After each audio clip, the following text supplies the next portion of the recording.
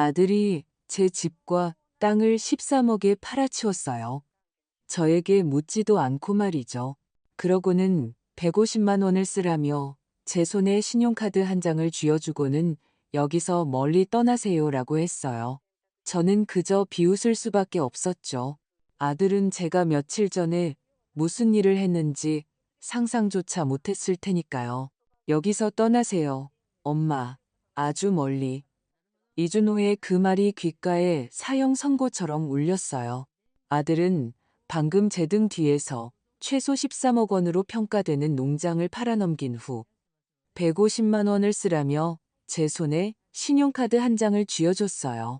제 친아들, 세상에서 가장 믿었던 사람이 저를 자기 집에서 남처럼 쫓아내고 있었죠. 하지만 아들은 한 가지를 몰랐어요. 저는 이미 일주일 전부터 아들의 모든 계획을 알고 있었고 그 시간 동안 가만히 손 놓고 있지 않았다는 것을요. 150만 원이라고요?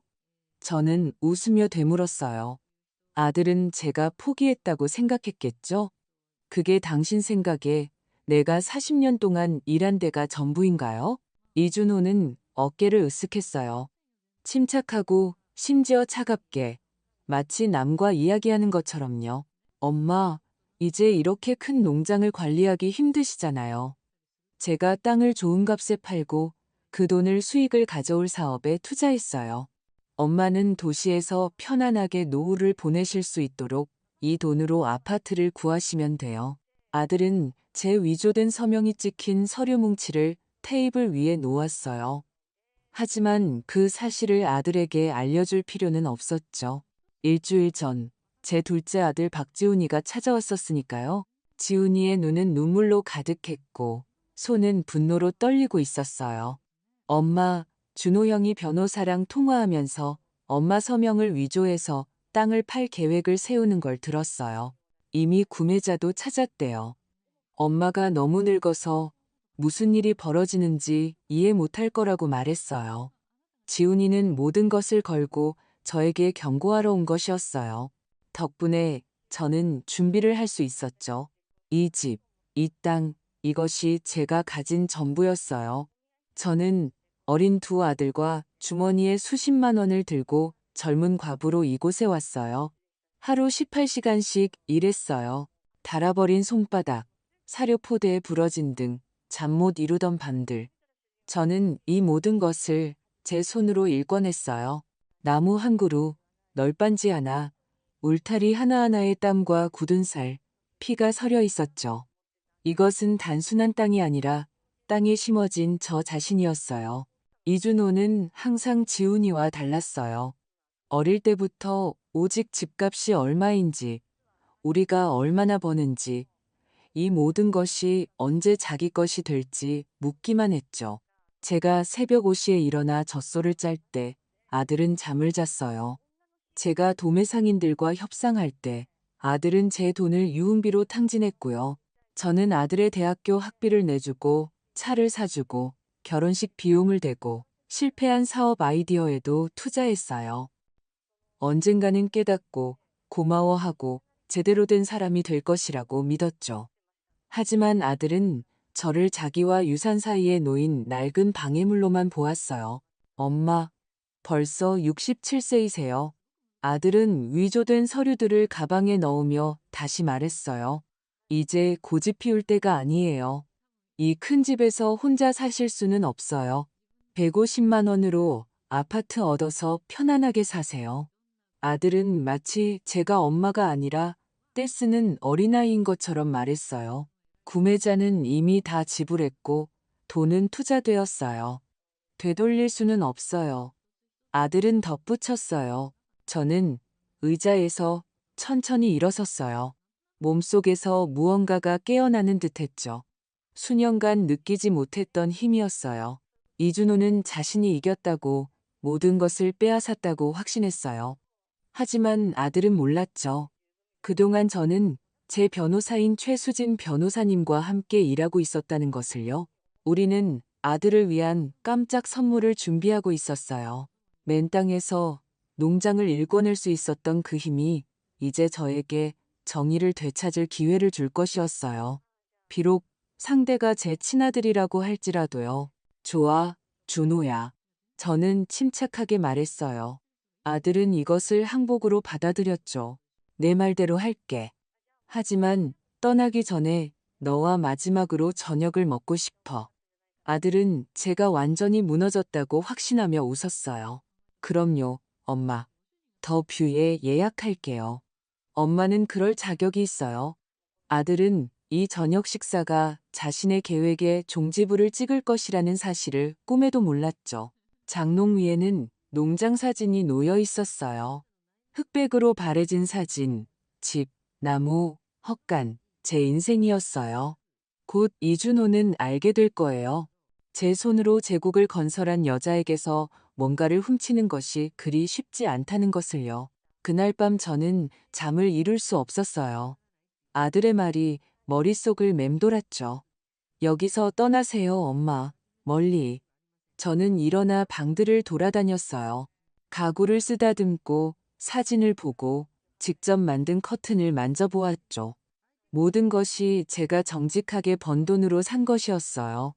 이 집은 단순한 벽돌과 벽이 아니었어요. 제가 해냈다는 증거였죠. 아침에 저는 최수진 변호사님에게 전화했어요. 김정숙 여사님, 급히 오세요. 소식이 있어요. 저는 심장이 격렬하게 뛰는 것을 느끼며 도시로 향했어요. 최수진 변호사님과는 3년 전 이준호가 처음으로 농장을 자기 명의로 바꾸어야 한다고 암시했을 때 만났어요. 그때 그녀는 저를 순진한 노인으로 여기지 않고 자신의 가치를 아는 여성으로 대하는 유일한 사람이었죠. 가정 내 재정적 남용은 불행히도 흔한 일입니다. 그녀는 그때 말했어요. 재산을 보호해야 합니다. 제가 그녀의 사무실로 들어서자 그녀는 손짓으로 의자를 가리키며 앉으라고 했어요. 앉으세요. 좋지 않은 소식입니다. 저는 앉았어요. 그녀는 서류철을 열었어요. 이준호 씨가 보여준 서류들은 위조된 것이지만 이미 구청에 제출했습니다. 서류상으로는 농장이 더 이상 김 여사님의 것이 아닙니다. 세상이 흔들리는 것 같았어요. 하지만 그녀는 계속했어요. 저희는 이미 모든 것을 미리 처리해 놓았습니다. 최수진 변호사님은 두꺼운 서류철을 꺼냈어요. 지난 월요일에 서명하신 서류들 기억나시나요? 저희는 모든 것을 신탁기금으로 등록했습니다. 서류에 따르면 김 여사님은 유일한 평생 수익자이시며 김 여사님 외에는 아무도 결정을 내릴 수 없습니다. 어떤 매각 시도도 무효가 됩니다. 저는 안도의 눈물을 참지 못했어요. 그게 다가 아닙니다. 그녀는 덧붙였어요. 저희는 숨겨진 카메라를 설치했습니다. 어제 대화는 녹음되었습니다. 저희는 직접적인 증거 자료를 가지고 있습니다. 그녀는 녹음기를 틀었어요. 저는 이준호가 저에게 신용카드를 건네고 투자에 대해 이야기하는 것을 보았어요. 목소리는 얼음처럼 차가웠고 낯설었죠.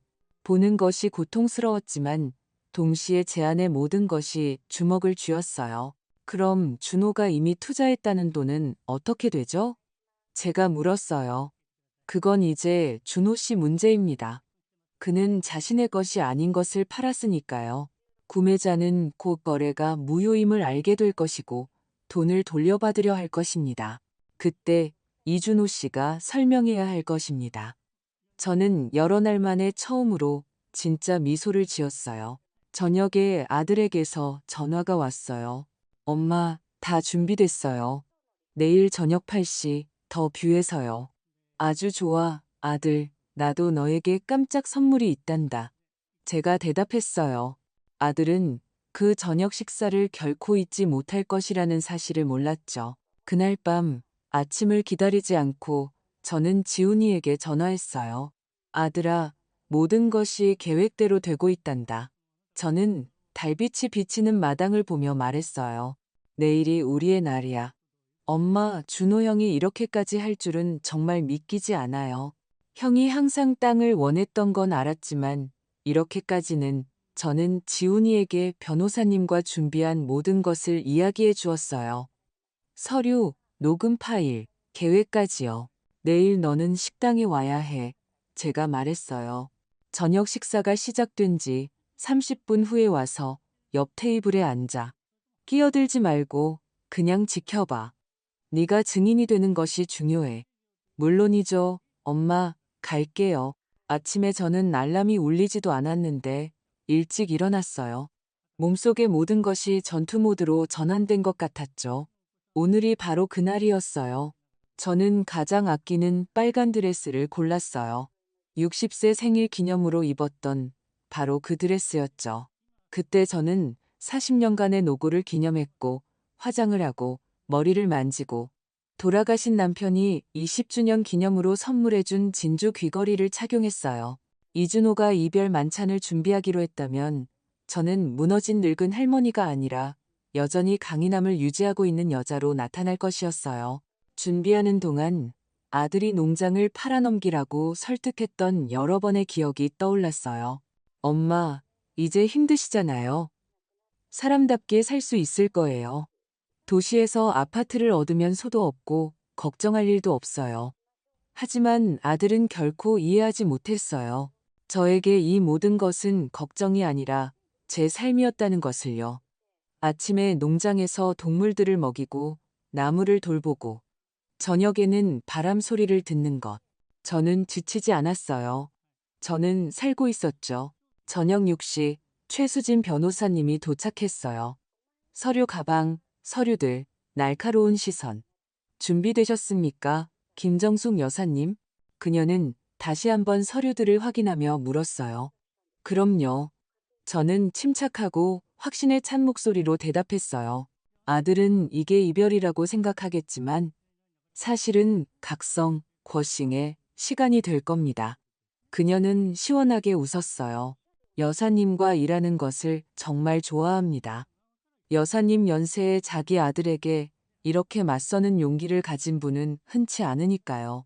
더 뷰 레스토랑에서 이준호는 이미 기다리고 있었어요. 슈트 차림의 깔끔한 머리, 시계까지 마치 시장님을 만나는 것처럼 차려입었죠. 엄마, 정말 아름다우세요. 아들은 제가 앉는 것을 도와주며 말했어요. 특별한 저녁을 대접하고 싶었어요. 엄마가 새로운 삶에 익숙해지는 것이 힘들 것이라는 걸 알아요. 아들의 목소리에서 가식적인 태도가 느껴졌지만 저는 차분하고 확신에 찬 표정을 유지했어요. 고마워, 준호야. 나도 오늘 밤을 위해 특별한 것을 준비했단다. 아들은 제가 완전히 포기했다고 생각하며 고개를 끄덕였어요. 아들은 가장 비싼 와인을 주문했어요. 마치 승리를 축하하듯이요. 엄마, 엄마의 새로운 시작을 위해 건배하고 싶어요. 아들은 잔을 들며 말했어요. 처음엔 쉽지 않겠지만 도시에서 지내는 것이 더 좋을 것이라는 걸 아시게 될 거예요. 저는 아들을 바라보며 어린 시절 악몽을 꾸면 제 품에 안기곤 했던가 떠올랐어요. 그는 어디로 간 거지? 물론이지, 아들아. 저는 잔을 부딪히며 대답했어요. 새로운 시작을 위해. 아들은 미소 지었어요. 저는 알았죠. 아들의 승리는 곧 끝날 것이라는 것을요. 약 20분 후 아들은 더 진지하게 말하기 시작했어요. 엄마, 구매자가 다음 주에 농장에 들어오고 싶어요. 금요일까지는 짐을 다 싸서 이사하셔야 해요. 그렇게 빨리? 저는 놀란 척했어요. 집과 작별할 시간이 좀 더 있을 줄 알았는데. 엄마, 복잡하게 만들지 마세요. 제가 이미 엄마 아파트를 찾아놨어요. 시내 중심가에 보안도 잘 되어 있고 병원도 가까워서 편리해요.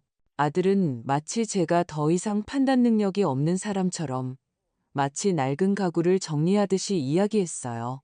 바로 그 순간 저는 지훈이가 식당으로 들어와 먼 테이블에 앉아 그저 식사하는 척하는 것을 보았어요.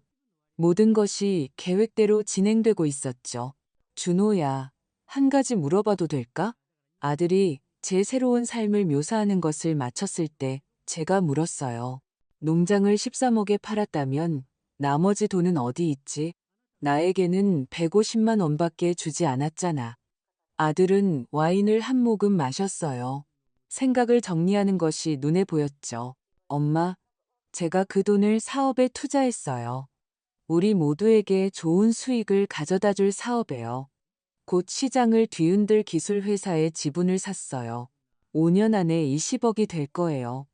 아들은 열정으로 빛났고 너무나 거창하게 말해서 오히려 안쓰럽기까지 했어요. 만약 잘 안 되면? 제가 부드럽게 물었어요. 그럼 돈은 어떻게 되는 건데? 엄마는 투자에 대해 모르세요. 저는 경제학을 전공했어요. 저는 인맥도 많고요. 모든 것을 제가 관리하고 있어요. 저를 믿어주세요. 믿어주세요. 이 모든 일 후에 아들은 다시 저를 믿으라고 요청했어요. 메인 요리가 나왔지만 음식이 목으로 넘어가지 않았어요. 포크질 한 번이 배신 같았고 와인 한 방울이 독 같았죠. 하지만 이준호는 정말로 축하라도 하는 듯 맛있게 식사를 했어요. 엄마, 한번 상상해 보세요. 일찍 일어나는 것, 작물 문제, 직원 문제 모두 피할 수 있어요. 드디어 쉬실 수 있는 거죠. 아들은 이해하지 못했어요. 이러한 걱정 속에 제 삶의 의미가 있었다는 것을요. 만약 내가 쉬고 싶지 않다면? 제가 조용히 물었어요. 만약 마지막 날까지 내 땅에서 일하고 싶다면? 이준호는 포크를 내려놓고 한숨을 쉬었어요. 엄마, 67세이세요. 이제 걸음이나 나르는 나이가 아니에요. 아프실 수도 있고 혼자 남을 수도 있어요. 저는 아들이 아무렇지도 않다는 것을 보았어요. 이 모든 것은 동정심을 이용한 연극이었죠.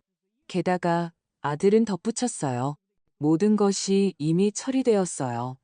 거래는 끝났고 돈은 투자되었어요. 되돌릴 길은 없어요. 모든 것이 처리되었다고? 제가 되물었어요. 어떤 서류 말인데? 아들은 바로 그 서류철을 꺼냈어요. 이것 보세요. 엄마 서명이에요. 모두 법적으로 처리된 거예요. 엄마가 직접 서명하셨잖아요. 저는 몸을 기울여 더 가까이 보았어요. 내가 언제 이걸 서명했는데? 한 달 전에 엄마 찾아왔었잖아요. 기억 안 나세요? 아들은 제 눈을 똑바로 보며 말했어요. 그때 저는 깨달았어요. 아들은 제가 기억력에 문제가 있다고, 진심으로 믿게 만들 수 있다고 생각하고 있었던 거예요. 엄마가 힘들다고, 자기가 모든 것을 처리해줬으면 좋겠다고 직접 말씀하셨잖아요. 그냥 잊으신 거예요. 이준호. 저는 조용하지만 단호하게 말했어요. 나는 이걸 서명하지 않았어. 이건 내 서명이 아니야. 나는 농장을 팔겠다고 동의한 적 없어. 아들은 긴장했어요. 봐, 바로 이런 말씀을 드리는 거예요. 기억력에 문제가 생기기 시작하는 거예요. 그래서 더 이상 농장을 관리할 수 없는 거죠.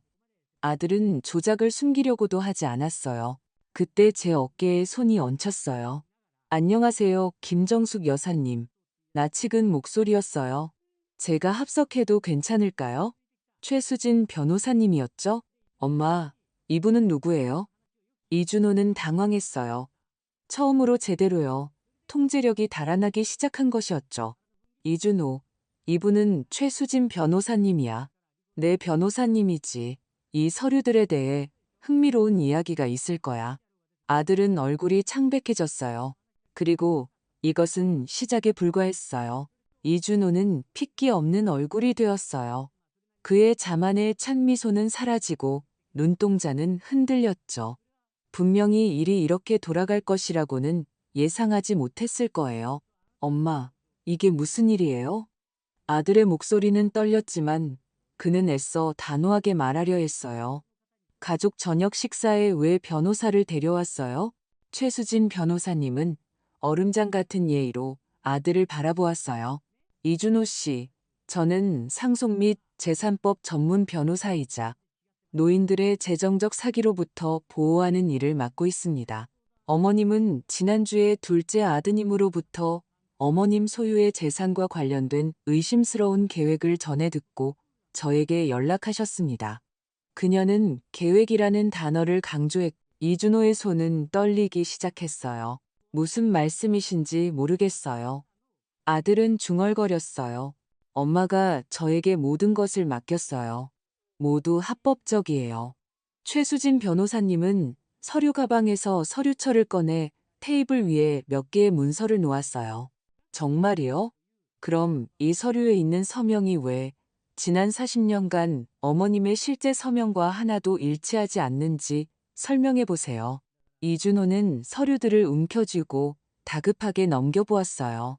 이건 뭔가 착오예요. 엄마가 분명히 서명했어요. 제가 옆에 있었어요. 이 순간을 말씀하시는 건가요? 최수진 변호사님은 사진 한 장을 꺼내며 물었어요. 사진 속에는 이준호가 사무실 테이블에 혼자 앉아 바로 그 서류들에 서명하는 모습이 찍혀 있었어요. 아들의 얼굴은 더욱 창백해졌어요. 이걸 어디서 구했어요? 이준호 씨 사무실 건물에 CCTV가 설치되어 있습니다. 최수진 변호사님은 침착하게 말했어요. 저희는 또한 이준호 씨가 공범과 사기 계획을 논의하는 전화통화 녹음 파일도 확보하고 있습니다. 공범이라니요? 저는 참지 못하고 물었어요. 또 다른 사람이 있었단 말인가요? 네, 이른바 구매자 박철수 씨는 사실 가상의 인물입니다. 저희 정보에 따르면 이준호 씨가 이 가상의 인물을 만들어 13억 원을 빼돌리고 그중 일부를 현금으로 돌려받으려 했더군요. 나머지는 투자했다고 주장했고요. 말도 안 돼요. 이준호는 와인잔을 움켜쥐고 쉰 목소리로 말했어요. 그 사람은 진짜예요.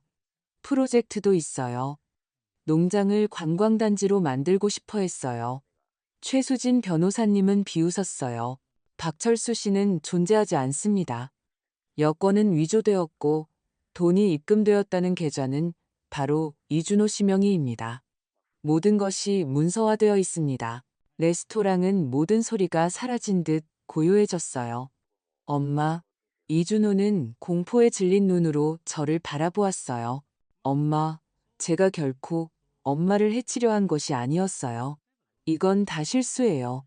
잠시 저는 깨진 컵을 용서해달라던 어린 시절의 그 아이를 보았지만 이내 150만 원을 쓰라며 건네준 그 신용카드와 여기서 떠나세요. 엄마라는 그의 말을 떠올렸어요. 이준호. 저는 천천히 또렷하게 물었어요. 솔직히 말해봐.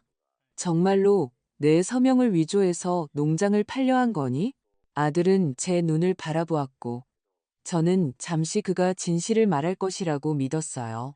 하지만 엄마는 그냥 이해를 못하는 거예요. 아들은 다시 차가운 우월감을 드러내는 목소리로 말했어요. 네, 제가 절차를 좀 단순화했을 수도 있지만 엄마를 위해서 그랬어요. 엄마는 중요한 결정을 내리기 힘들어 하시잖아요. 저는 가족 자산을 보호한 거예요. 엄마가 건망증이 심해지셔서 모든 것을 망칠 수도 있었으니까요. 저는 아무 말도 할 수 없었어요. 그런 배신은 따귀처럼 느껴졌죠. 최수진 변호사님이 대신 말했어요. 이준호 씨, 방금 당신은 문서 위조, 노인에 대한 재정적 압력, 그리고 사기를 사실상 자백했습니다. 그리고 이 모든 것은 녹음되고 있습니다. 그녀는 식탁 위에 냅킨 아래 놓여있던 녹음기를 보여주었어요. 이준호는 뒤로 물러났어요. 자신이 덫에 걸렸다는 것을 깨달은 것이었죠. 게다가 최수진 변호사님은 계속했어요. 알려드릴 것이 있습니다. 어머님은 농장을 철회 불가능한 신탁기금에 양도하셨습니다. 어머님이 유일한 평생 소유주이시고요. 그 이후의 모든 거래는 자동으로 무효입니다. 뭐라고요? 이준호는 속삭였어요. 그럼 그건 아들아. 제가 겨우 목소리를 찾아 말했어요. 네가 내 땅을 팔 수도, 가져갈 수도, 처분할 수도 없다는 뜻이야.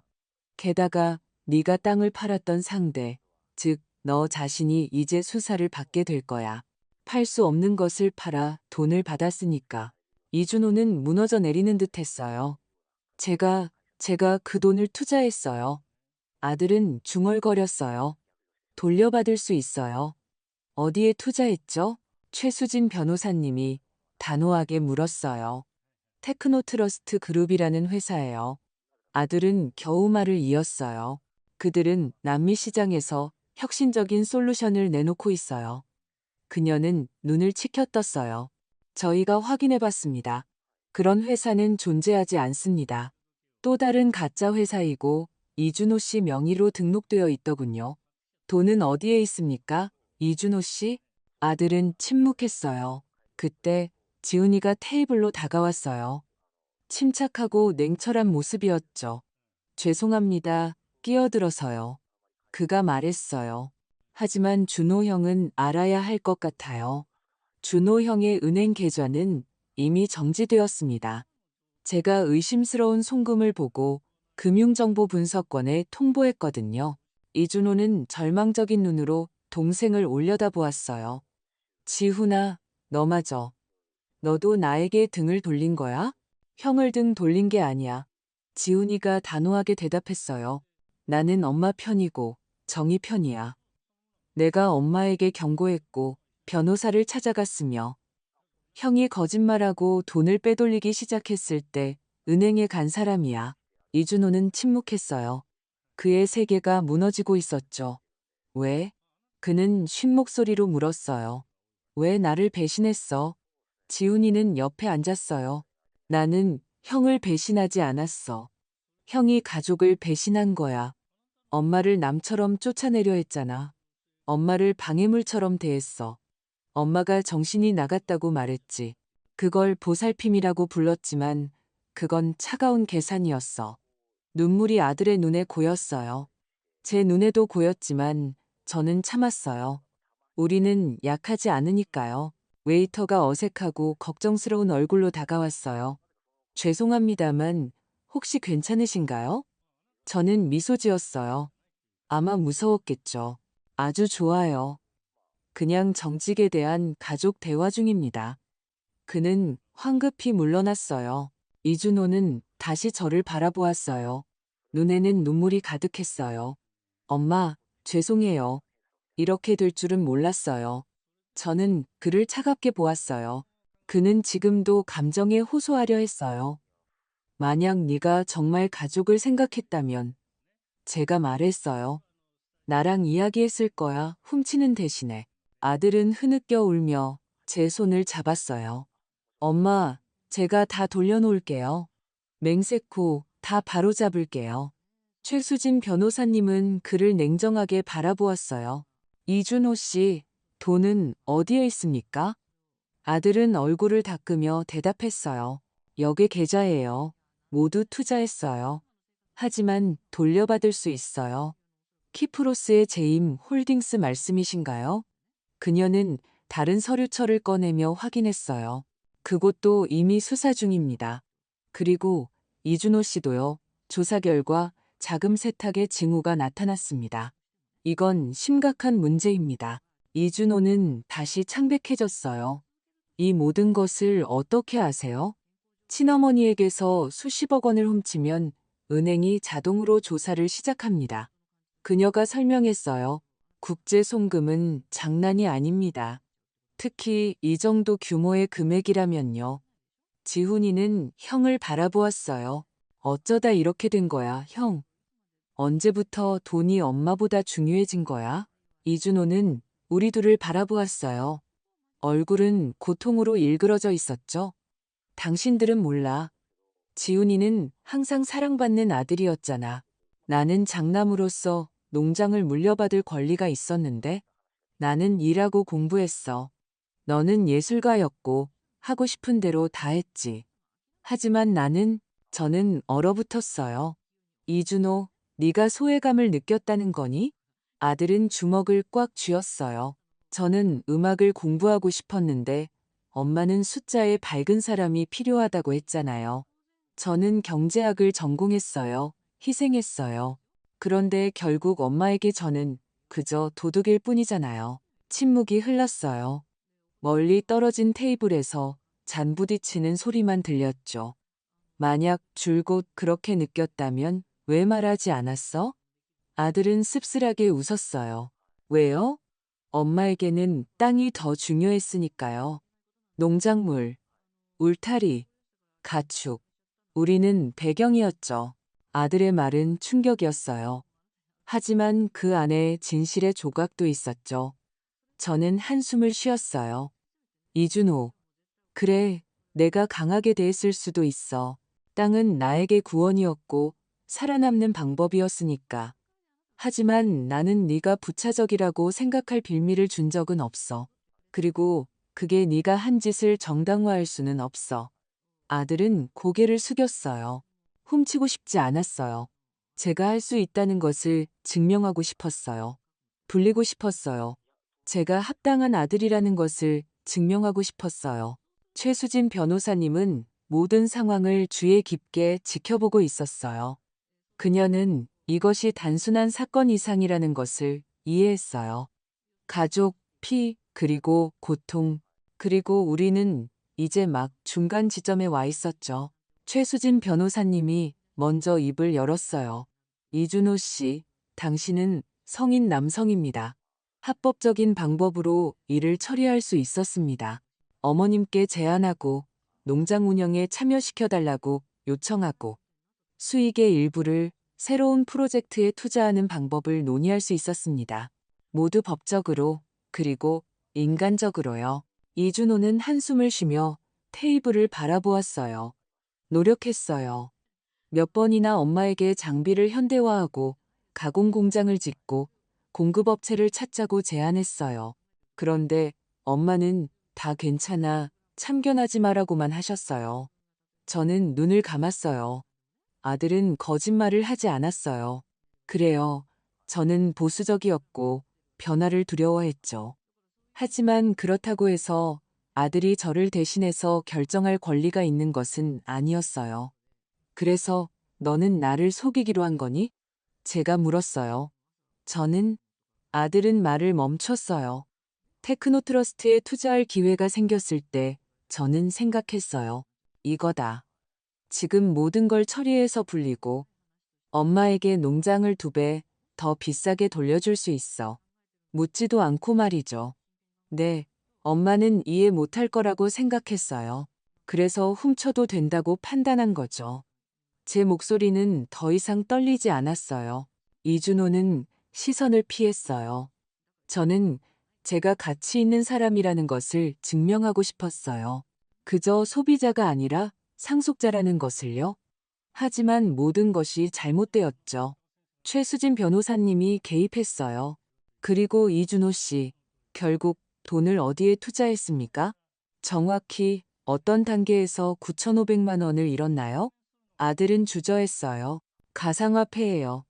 저는 무슨 말인지 바로 이해하지 못하는 것 같았어요. 가상화폐라고? 아들은 더 작게 반복했어요. 루나코인, 갤럭시코인, 몇 가지 더 있었어요. 컨설턴트가 독특한 기회라고 했어요. 3배의 수익을 약속했어요. 최수진 변호사님은 입술을 깨물었어요.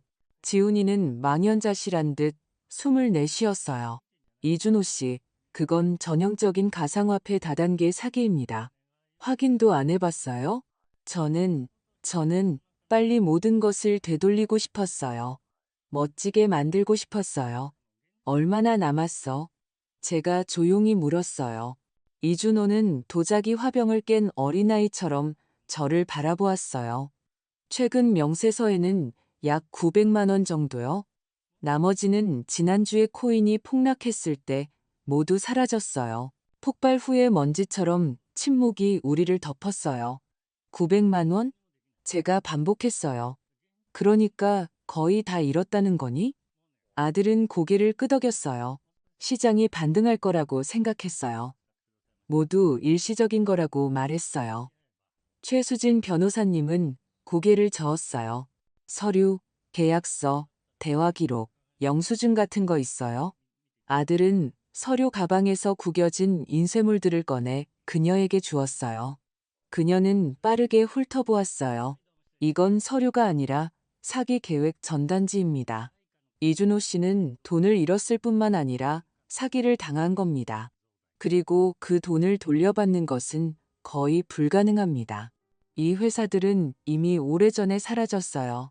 이준호는 의자에 주저앉았어요. 마치 바람 빠진 풍선처럼 그는 부풀었던 자만심, 자신감, 거만함이 모두 사라지고 혼란만 남았죠. 그리고 그 순간 저는 적이 아닌 스스로 함정을 파는 사람을 보았어요. 엄마, 아들은 고개를 들지 않고 말했어요. 이제 어떻게 해야 하죠? 저는 아무것도 없어요. 집은 대출에 잡혀 있고, 카드는 마이너스이고, 계좌는 정지되었어요. 그는 연기하는 것이 아니었어요. 지금 그는 정말로 무너진 것이었죠. 하지만 그것은 이미 아들의 짐이었어요. 제 짐이 아니었죠. 이준호. 저는 침착하게 말했어요. 그건 이제 내 문제가 아니야. 네가 나 없이 모든 것을 결정했잖아. 네가 훔쳤으니 네가 책임져야 할 거야. 최수진 변호사님이 고개를 끄덕였어요. 맞습니다. 이준호 씨는 성인 남성입니다. 서명했고, 송금했고, 거짓말했습니다. 이제 당신은 책임을 져야 할 것입니다. 이준호는 지훈이를 바라보았어요. 네가 나를 도와줄 거니? 지훈이는 단호했지만 외면하지는 않았어요. 도와줄게요. 하지만 형이 한 짓이 끔찍하다는 것을 인정한다면요. 저는 거짓말을 덮어주지 않을 거예요. 형이 노력한다면 도와줄게요. 1년 동안 무급으로 특혜 없이 모든 것을 법에 따라요. 1년이라고요? 이준호가 되물었어요. 1년. 제가 반복했어요. 남은 돈을 돌려주고 차와 아파트를 팔고 그리고 농장으로 와. 낡은 창고에서 살면서 남들처럼 일해. 새벽 5시 기상. 소들, 울타리, 땅. 어떤 특혜도 없어. 상속자가 되고 싶었니? 그럼 네가 사기꾼이 아니라 남자라는 것을 증명해. 최수진 변호사님은 이미 서류철을 꺼내고 있었어요. 모든 조건을 문서화하겠습니다. 감독하에 계약을 맺는 겁니다. 단 한 가지라도 어기면 저는 민사소송을 제기할 겁니다. 그러면 당신은 평생 빚에 시달리게 될 겁니다. 경찰은요? 이준호가 불안하게 물었어요. 금융당국은 이미 모든 것을 넘겼습니다. 사건은 접수되었고요. 최수진 변호사님이 말했어요. 하지만 앞으로 어떻게 될지는 당신에게 달려 있습니다. 협력하고 돈을 돌려주고 반성하는 모습을 보인다면 징역형은 피할 수도 있을 겁니다. 하지만 설령 감옥에 가지 않는다 해도 당신이 삶에서 쌓아 올린 모든 것이 사라질 겁니다. 아들은 침묵하다가 천천히 고개를 끄덕였어요. 동의합니다. 아니, 이준호. 제가 말했어요. 이건 동의하는 게 아니야. 이건 내게 주어진 유일한 기회야. 다시는 없을 거야. 아들은 주먹을 꽉 쥐었어요. 다 할게요. 제가 갚을게요. 증명할게요. 저는 미소 짓지 않고 그저 고개를 끄덕였어요. 하지만 알아도 이건 용서가 아니야. 신뢰회복도 아니고 이건 실현의 시간이야. 최수진 변호사님은 이미 쓰고 있었어요. 모든 것을 명시하겠습니다. 기간은 12개월입니다. 무급근무, 매월 보고서 제출, 모든 자산은 매각 900만 원은 반환기금으로. 그리고 그 다음은 두고 봅시다. 이준호는 얼굴을 닦았어요. 어떤 조건이든 받아들이겠습니다. 집이 아니라 헛간에서 살게 될 거야. 네, 엄마, 조언 좀 해줘. 같은 건 없어. 알겠습니다. 그리고 한 가지 더, 제가 덧붙였어요. 농장에서는 내가 아들이 아니라 일꾼이야. 나에게 복종해야 해. 알겠습니다. 엄마, 저는 지훈이를 바라보았어요. 지훈이는 고개를 끄덕였어요. 만약 형이 정말 이 길을 간다면 어쩌면 우리 가족을 다시 살릴 수 있을지도 몰라. 저는 대답하지 않았어요. 저는 말은 믿지 않았어요. 오직 행동만을 믿었죠. 내일부터는 아들에게도 저에게도 새로운 삶이 시작될 것이었어요. 다음 날 아침 6시 30분. 저는 대문 앞에 서 있었어요. 이준호가 짐을 가지고 왔어요. 여행 가방, 배낭, 그리고 남은 자존심. 안녕하세요, 엄마. 그는 건설 현장에 일하러 온 일꾼처럼 말했어요. 좋은 아침이다, 이준호. 저는 사무적으로 대답했어요. 30분 늦었어. 내일부터는 5시에 일어나는 거다. 다시는 늦지 않겠습니다. 그는 고개를 숙이며 대답했어요. 저는 그를 농장 뒤편에 있는 낡은 창고로 안내했어요. 작고 벽돌로 지어진 편의시설도 없는 곳이었어요. 한때는 계절 노동자들이 살던 곳이었죠. 그는 주위를 둘러보았어요. 여기요? 여기야. 제가 확인했어요. 신뢰를 얻을 때까지 여기서 지내. 집이나 베란다에는 발도 들여놓지 마. 그는 말없이 고개를 끄덕였어요. 일은 즉시 시작되었어요. 점심때까지 그는 이미 자루를 내리고 우물에서 물을 길어 나르고 헛간을 청소하고 있었죠. 아무도 그를 동정하지 않았어요. 저 역시 그를 봐주지 않았죠. 보통 일꾼에게 주듯이 아니 더 엄격하게 일을 시켰어요. 일주일 만에 그의 손은 물집투성이가 되었어요. 2주 후에는 알람 없이 스스로 일어나기 시작했죠. 저는 모든 것을 기록했어요. 과제 수행, 태도, 행동. 최수진 변호사님은 보고서를 요구했어요. 좋은 아침입니다. 엄마. 그는 매일 그렇게 말했어요. 여기는 집이 아니야. 내 이름을 불러라. 제가 상기시켰어요. 좋은 아침입니다. 김정숙 여사님. 3번째 달에 저는 아들이 농장을 전리품처럼 바라보는 것을 멈췄다는 것을 알아차리기 시작했어요. 그는 농장에 몰두하기 시작했어요. 나무를 살펴보고 식물 질병에 대해 묻는 것을 보았어요. 그는 공책을 쓰기 시작했죠. 이 호두나무가 병든 것 같아요. 어느 날 그는 노란 잎사귀의 나무를 가리키며 말했어요. 어떻게 생각하세요? 물을 너무 많이 줬거나 영양이 부족한 것 같아요. 해충일 수도 있고요. 파헤쳐 봐야겠어요. 그는 흙을 확인하고 잎을 살펴본 후 비료를 주는 것을 제안했어요. 나쁘지 않네? 제가 말했어요. 구할 수 있을 것 같니? 노력해봐야죠. 매일 지켜봐야 합니다. 그의 목소리에는 허풍이 없었고 오직 집중력만 있었죠. 3번째 달에 최수진 변호사님이 점검차 방문했어요. 김정숙 여사님, 그녀가 말했어요. 아드님이 모든 것을 철저하게 이행하고 있습니다. 900만 원은 송금했고 집과 차를 팔아 대금도 입금되었습니다. 약 2,600만 원 정도를 더 회수하는 데 성공했습니다. 아직까지는 정직합니다. 저는 말없이 고개를 끄덕였어요. 돈이 중요한 것이 아니었어요. 중요한 것은 내면이었죠. 4번째 달, 저녁 식사 자리에서 아들은 처음으로 진심으로 입을 열었어요. 엄마, 김정숙 여사님, 죄송하지만 질문 하나 해도 될까요? 물어보렴. 언젠가 저를 용서해 주실 건가요? 저는 멈칫했어요. 대답이 바로 나오지 않았죠. 이준호, 용서는 돈이 아니야.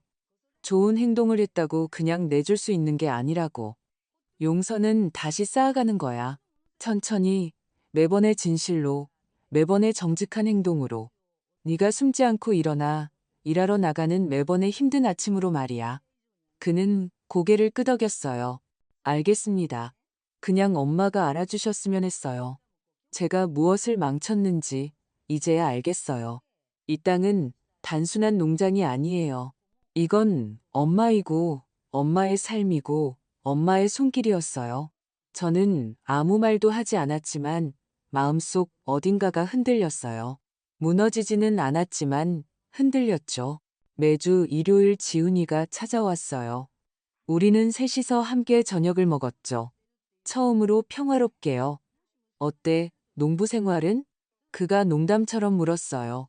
힘들지만 만족스러워. 이준호가 솔직하게 대답했어요. 육체 노동이 이렇게 머리를 맑게 해줄 줄은 몰랐어. 지훈이는 웃었어요. 이제야 엄마가 왜 이 모든 것을 읽었는지 이해하는구나. 저는 말없이 앉아서 듣고 보고 관찰했어요.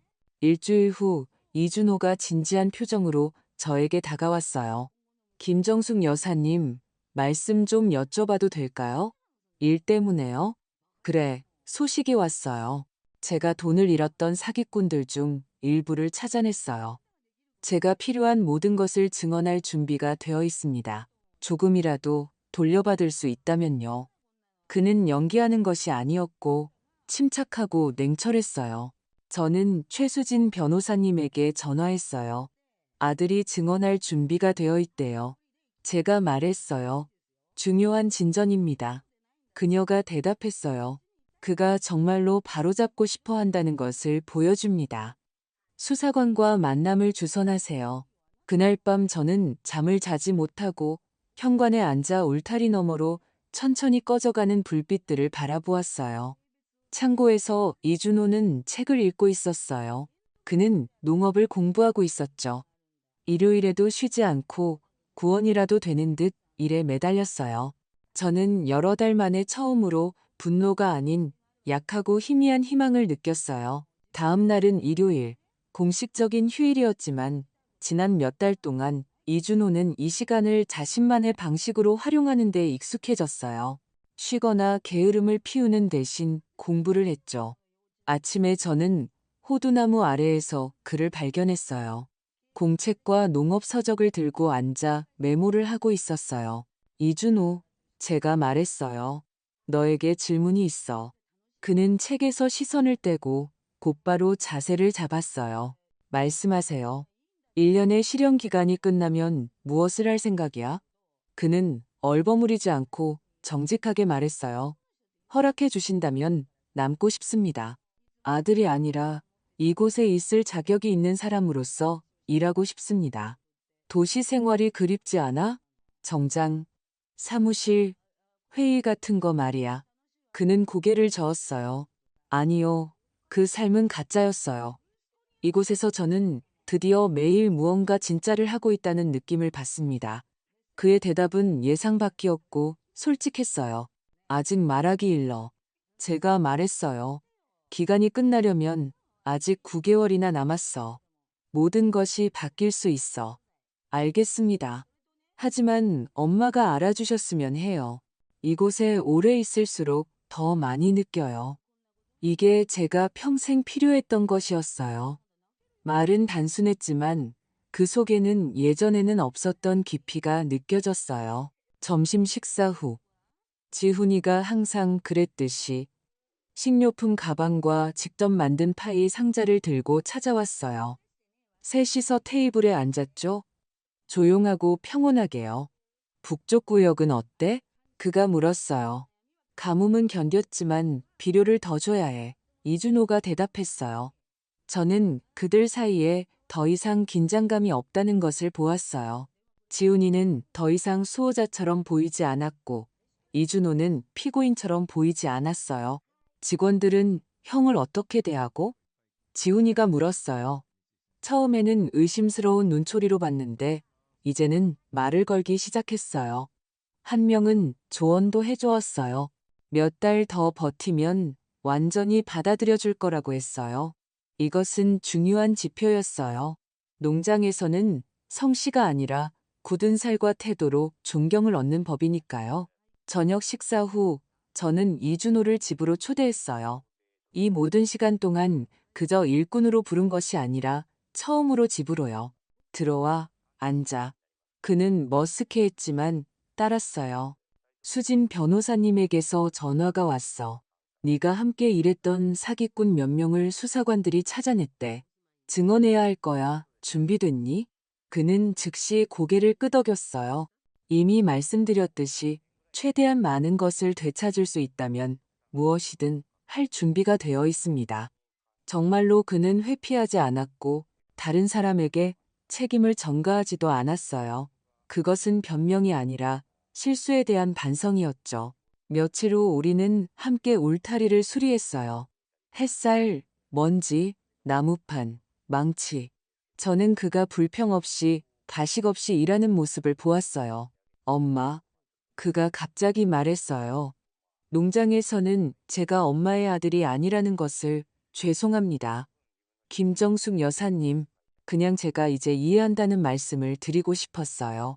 예전에는 이 땅을 숫자로만 봤지만 이제는 살아있는 것, 가족의 일부, 추억의 일부로 봅니다.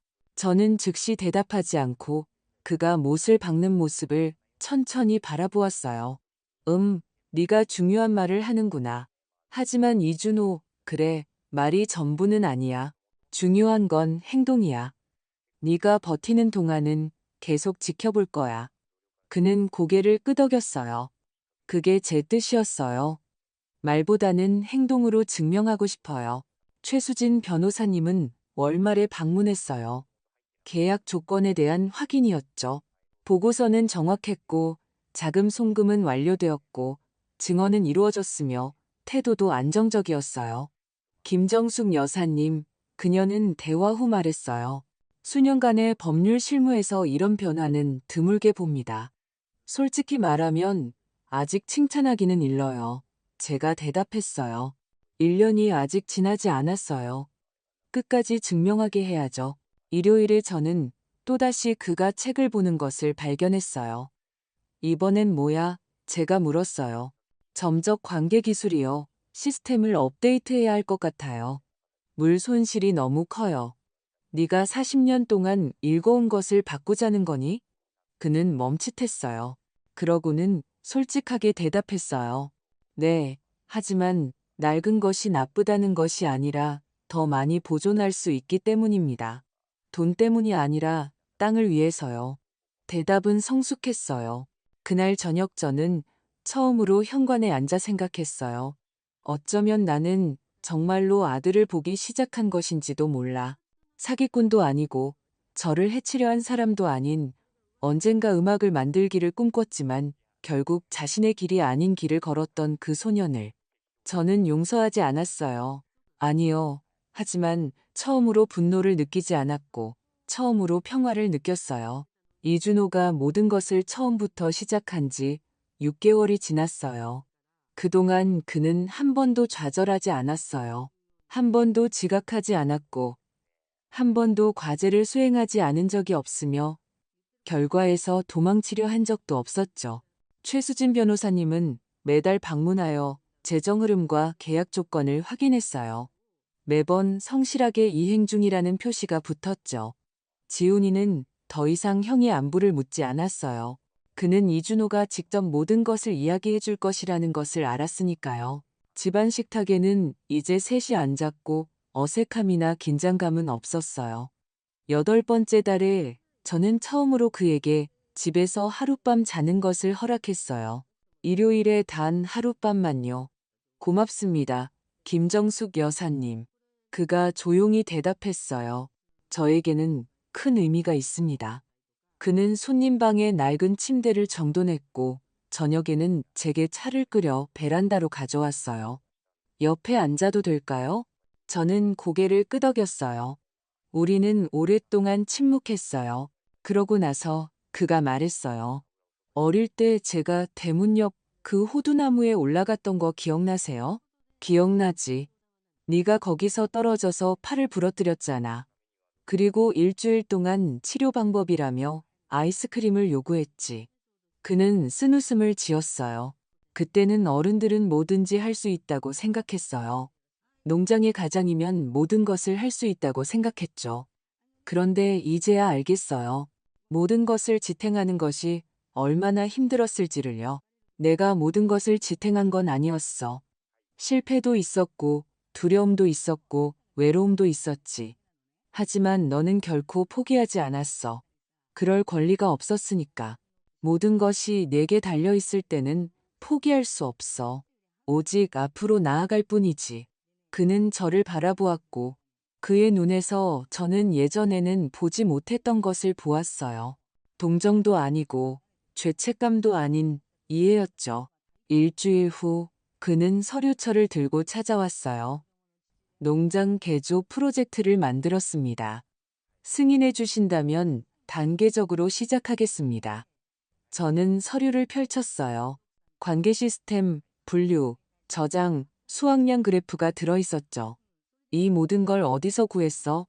제가 직접 모았습니다. 책을 읽고 기술자들과 상담하고 농업기술 전시회에 다녀왔어요. 제 돈으로요. 모든 것이 반환기금으로 가지 않는 한 지식에 투자했어요. 프로젝트는 전문적이었어요. 생각해 볼게. 제가 대답했어요. 하지만 큰일이야. 혼자서는 안 돼. 혼자가 아닙니다. 그가 조용히 말했어요. 이제 저는 엄마와 함께입니다. 물론 엄마가 원하신다면요. 저녁에 우리는 벤치에 앉아 있었어요. 조용히 그가 물었어요. 엄마는 사람이 언제 용서받을 자격이 있다고 생각하세요? 저는 오랫동안 침묵하다가 말했어요. 그것을 요구하지 않을 때야. 그저 매일 아침을 어제를 바로잡을 기회인 것처럼 살아갈 때 말이야. 그럼 저는 이미 가까이 왔나요? 이준호, 나는 신이 아니야. 나는 엄마란다. 나는 체크리스트를 만들지 않아. 그저 지켜볼 뿐이지. 그리고 마음이 가벼워지면 용서가 온 것이란다. 말없이. 그는 아무 말도 하지 않고 조용히 고개를 끄덕였어요. 며칠 후 우리는 함께 낡은 트럭을 타고 지역 장터로 갔어요. 처음으로 파트너로서였죠. 그가 운전했고 저는 옆에 앉아 있었어요. 엄마, 제가 가족을 망쳤다고 말씀하셨죠?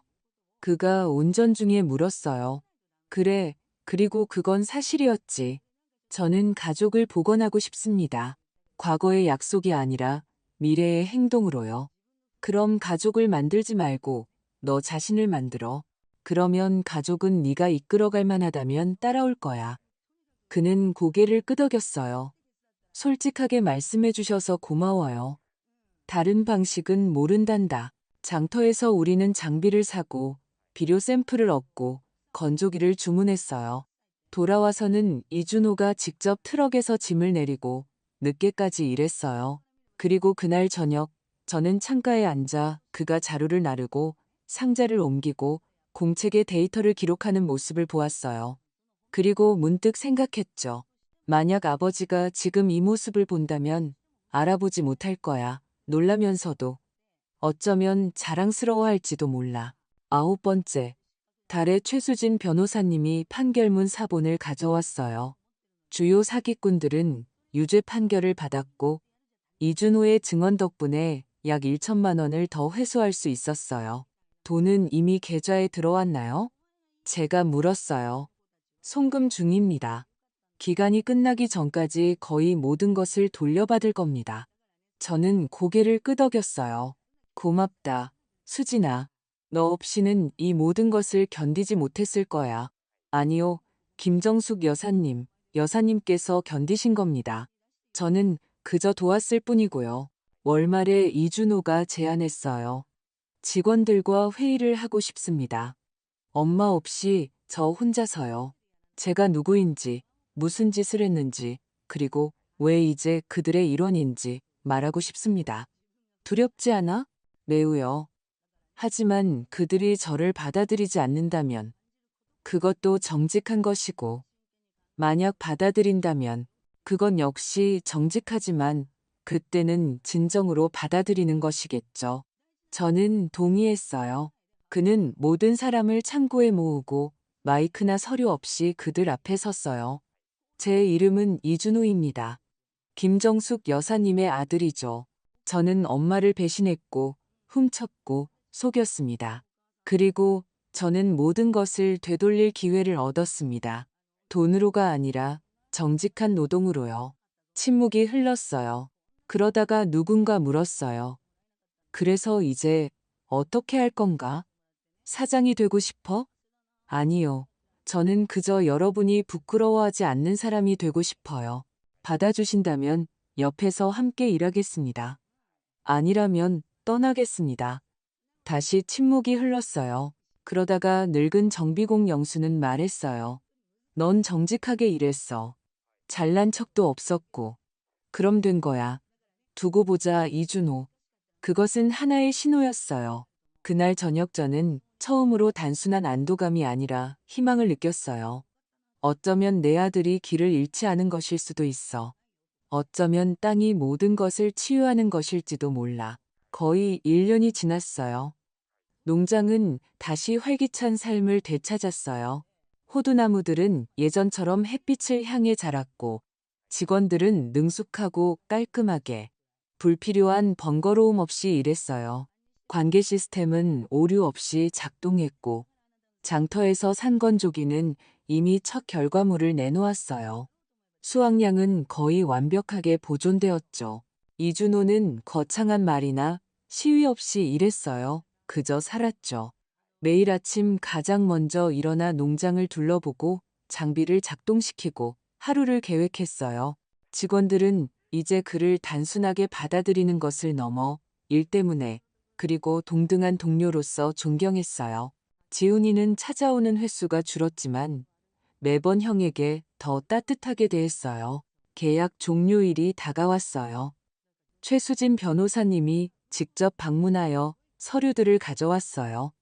최종 보고서였죠. 숫자, 기간, 실적 모두요. 김정숙 여사님. 그녀가 말했어요. 아드님은 모든 것을 심지어 요구된 것 이상으로 해냈습니다. 돈은 소송과 노력, 그리고 개인 저축을 통해 이자와 함께 완전히 반환되었습니다. 모든 것이 확인되었나요? 네, 마무리해도 좋습니다. 땅을 다시 되돌려주고 싶으신가요? 아니면 지금처럼 유지하고 싶으신가요? 저는 창밖을 내다 보았어요. 이준호는 그 순간 손수레를 수리하고 있었어요.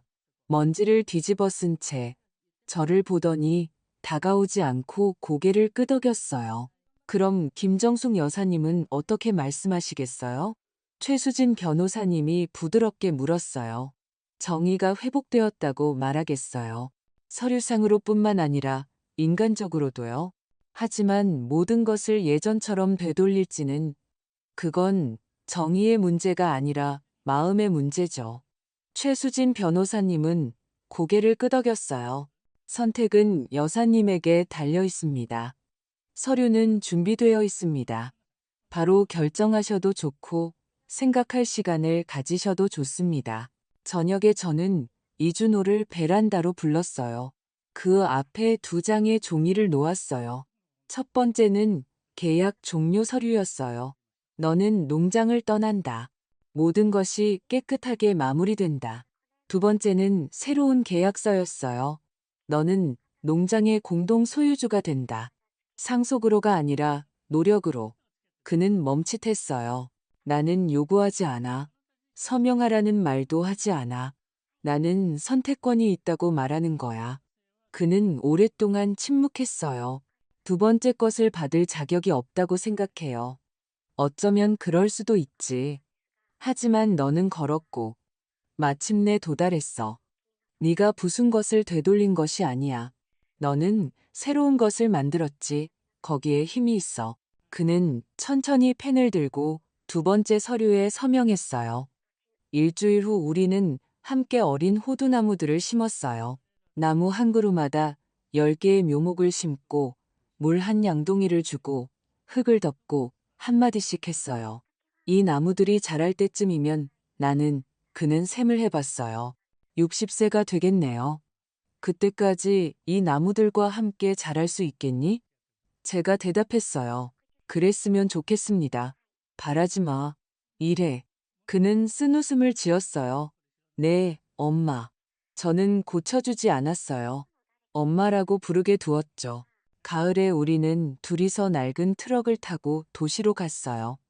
예전처럼요. 라디오를 켰는데 농업에 대한 보도가 나오고 있었어요. 갑자기 아나운서가 우리 지역을 전통을 잃지 않는 현대화의 긍정적인 사례로 언급했어요. 저는 이준호를 바라보았어요. 그는 웃지 않고 그저 고개를 끄덕였어요. 그것이 칭찬이 아니라 책임이라는 것을 이해하는 듯했죠. 한 달 후 그는 지속 가능한 농업을 위한 지역 프로그램 참여 신청서를 제출했어요. 자신의 이름을 제 이름 옆에 썼죠. 격에 없이 요령을 부리지 않고 그냥 옆에. 1월에 저는 오렌지인 중 한 명에게서 편지를 받았어요. 김정숙, 네가 농장을 다시 읽었다는 소식을 들었다. 아들이 너와 함께 있다고 하던데 어떻게 해냈니? 저는 오랫동안 생각한 후 답장을 썼어요.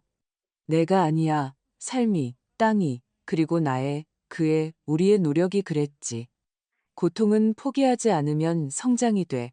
나머지는 그저 시간일 뿐이야. 이제 매일 아침 우리는 함께 농장을 둘러봐요. 그는 점퍼에 보온병을 들고 저는 공책을 들고서요. 일은 끝나지 않았어요. 이제 막 시작되었을 뿐이죠. 하지만 이제 우리 둘 다 그것을 이해하고 있어요.